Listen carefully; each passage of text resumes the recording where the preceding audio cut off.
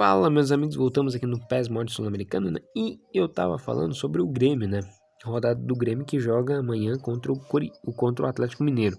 É o seguinte, o Grêmio, se vencer o Atlético Mineiro, né? O Grêmio pode escapar da zona do rebaixamento aí. O Grêmio, se vencer o Atlético Mineiro, vai ter 20 pontos, né?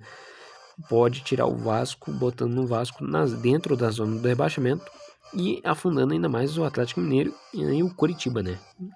Então vamos analisar. O Grêmio joga contra o Atlético Mineiro, se vencer, como falei, vai 20 pontos. O Vasco recebe o Coritiba, jogo ali embaixo. Se o Vasco vencer o Coritiba, o Vasco tem 19 pontos. Se o Vasco vencer o Coritiba, o Vasco vai a 22 pontos, né? O Vasco vai a 22 pontos, né? E isso impossibilitaria, né, impediria, no caso, o Grêmio de escapar, né, da zona do rebaixamento aí. E o Coritiba ficaria, né, com mesmo 15 pontos dentro da zona do rebaixamento, né? Aí ainda continuaria esse quadro que tá aqui, né? O Vasco vem na 17ª posição, o Grêmio na 18ª, o Coritiba na 19ª e o Atlético Mineiro na 20ª posição aí. O que tá acontecendo? Se o Atlético Mineiro pode inverter também. Se o Atlético Mineiro vencer o Grêmio voltaria.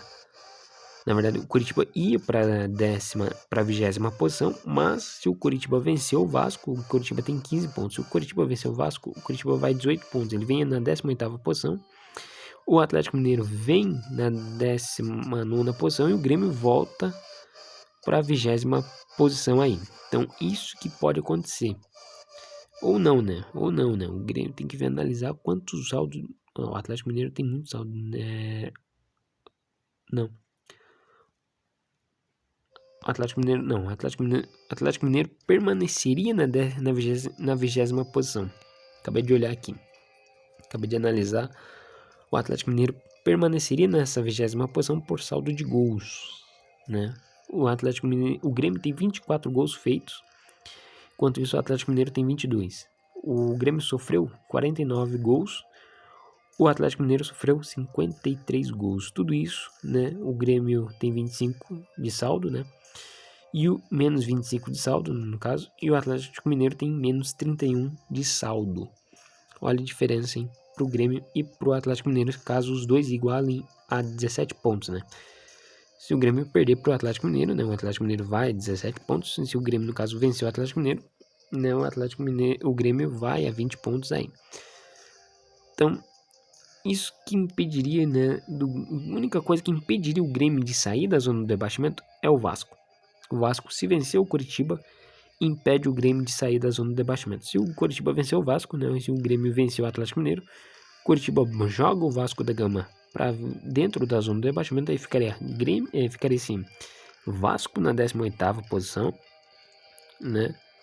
O Coritiba na 19ª, né? Porque o Coritiba, se vencer, vai 18 pontos, né? O Vasco, como tem um ponto a mais.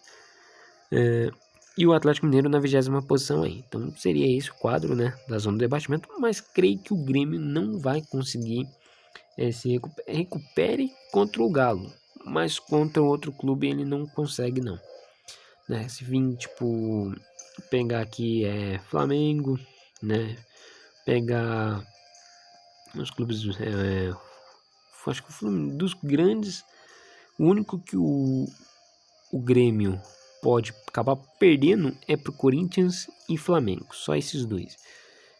Porque para Santos e todos os outros clubes, o Grêmio pode empatar ou acabar vencendo, né, no caso aí. Então, é difícil o Grêmio agora perder para um desses clubes aí, mas para Corinthians e Flamengo são os clubes mais prováveis que o Grêmio pode, né, acabar sendo derrotado aí.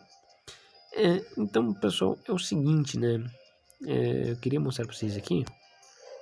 Ainda não rolou, tá? O jogo da volta da Sul-Americana, né? No caso, como já rolou a Liga Europa, né? As 32avos já voltou, né? E já decidiu os 16 finalistas, né? Os 16 clubes que estão nas oitavas de finais. A Liga Europa, a Sul-Americana ainda não decidiu, né? A Sul-Americana ainda falta, né? Mais alguma rodada, né? E acontece o jogo da volta da Sul-Americana é para decidir quem serão os 16 clubes que vão se enfrentar nas oitavas da Sul-Americana aí. Né? Então, é isso, né? O Corinthians também pode ser campeão, pessoal. O Corinthians tem 72 pontos. O Corinthians está muito pontos à frente do Flamengo, né?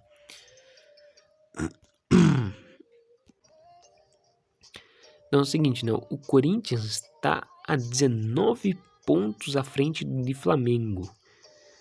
Então imagine, o Corinthians está 19 pontos à frente do Flamengo, né? E se vencer nessa rodada, né, contra o Atlético Paranaense, né, o Corinthians pode chegar a 75, e se o Flamengo empatar com o Santos ou perder, né, o Corinthians, além de abrir mais 3 pontos, né, então o Corinthians ficaria com 22 pontos à frente do Flamengo, né? Então o Corinthians ficaria 22 pontos à frente do Flamengo, caso o Flamengo perca o jogo para o Santos, né? Então assim, do Corinthians, né, tá rolando uma coisa bem legal. Não, o Corinthians tá bem melhor nesse segundo turno, né? E além do primeiro turno, que foi melhor no primeiro turno, tá sendo bem melhor nesse segundo turno aí pro Timão. E é o seguinte, pessoal, a Sul-Americana, a Libertadores, rola semana que vem, tá? Libertadores rola semana que vem. Corinthians e Independiente da Argentina, né?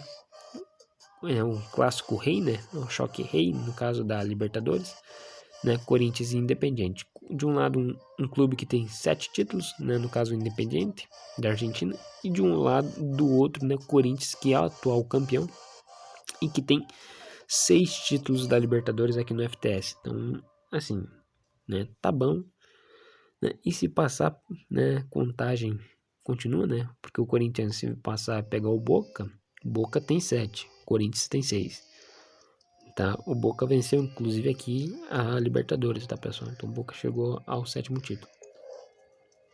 E o Corinthians chegou, só tem 6 títulos, porque aqui ele venceu também, né? O Corinthians só tem 6 títulos da Libertadores, porque ele venceu todos aqui. Todas as Libertadores aqui. Como já mostrei aqui no canal aqui pra vocês a contagem, como tá funcionando, né? Já mostrei como o Corinthians tá campeão, né? Eu tô falando que o Corinthians é ex-campeão da Libertadores aí, já mostrei pra vocês aí também.